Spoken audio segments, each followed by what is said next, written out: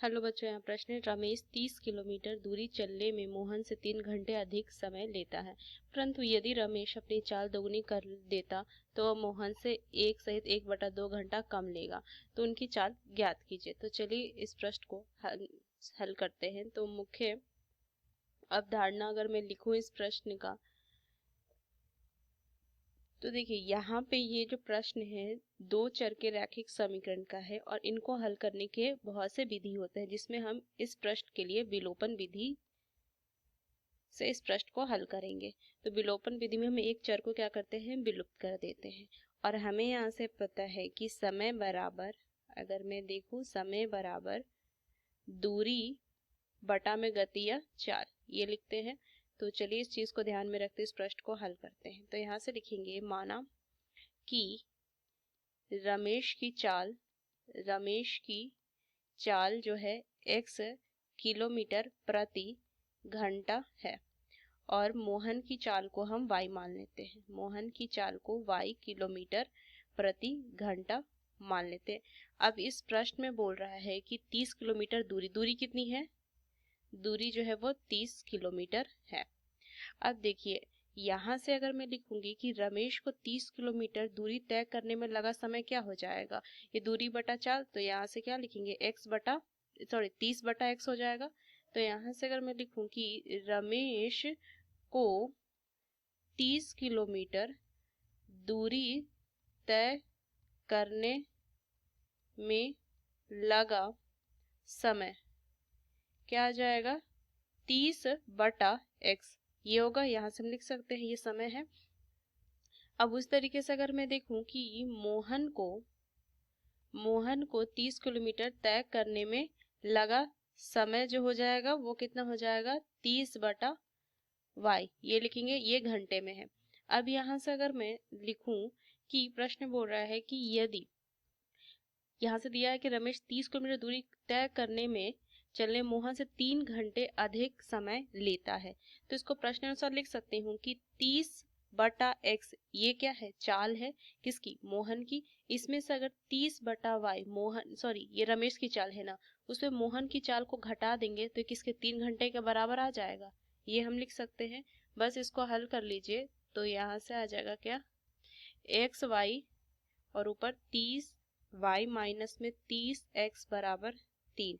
तो इसको अगर मैं लिख सकती हूँ क्या कि 30y माइनस में 30x बराबर में 3xy, इसको समीकरण 1 मान लेते हैं। अब फिर से अगर मैं प्रश्न को देखूं कि अगर रमेश जो है वो अपनी चाल को दुगनी कर लेता है तो मोहन से 1 सहित 1/2 घंटा कम समय लेगा। तो अब अगर मैं देखूं तो लिख सकती हूँ क्या कि प्रश्नानुसार कि जो अब मोहन की चाल तो वही रहेगी 30/22, उसमें दुगनी किसने की, रमेश ने। तो 30 में ये दुगनी क्या हो जाएगा, इसने चाल की ना, तो पहले x था, 2x हो जाएगा बराबर 1.5। 1 से 1/2 घंटे को 1.5 लिख सकते हैं। अब इसको अगर मैं हल कर दूं तो ये हो जाएगा यहाँ से 15।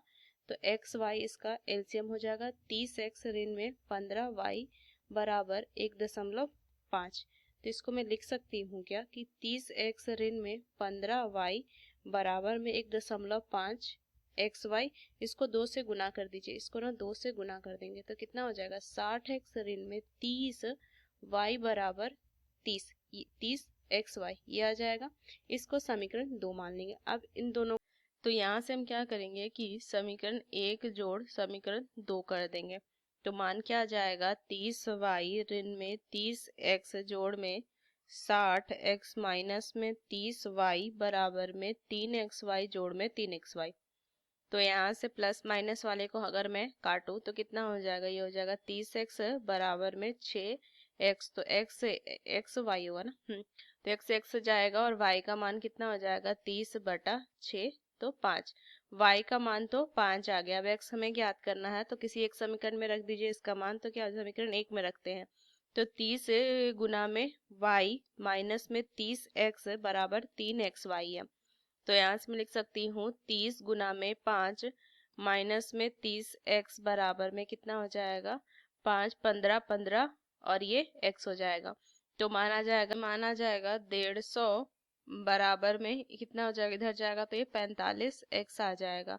तो x बराबर में कितना हो जाएगा, 150 बटा में 45। तो ये अगर मैं इसको काटूँ 15 से काटूँ तो 10 और ये 3, तो x का मान जो आ गया वो 10/3 आ जाए।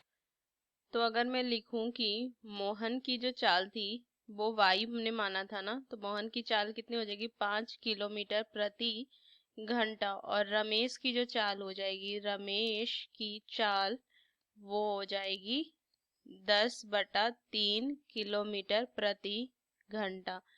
तो यही हमें ज्ञात करना था, 10/3 और ये 5 का इस्तेमाल करके हमने इस प्रश्न को हल किया। आशा करते हैं प्रश्न आपको समझ में आया। धन्यवाद।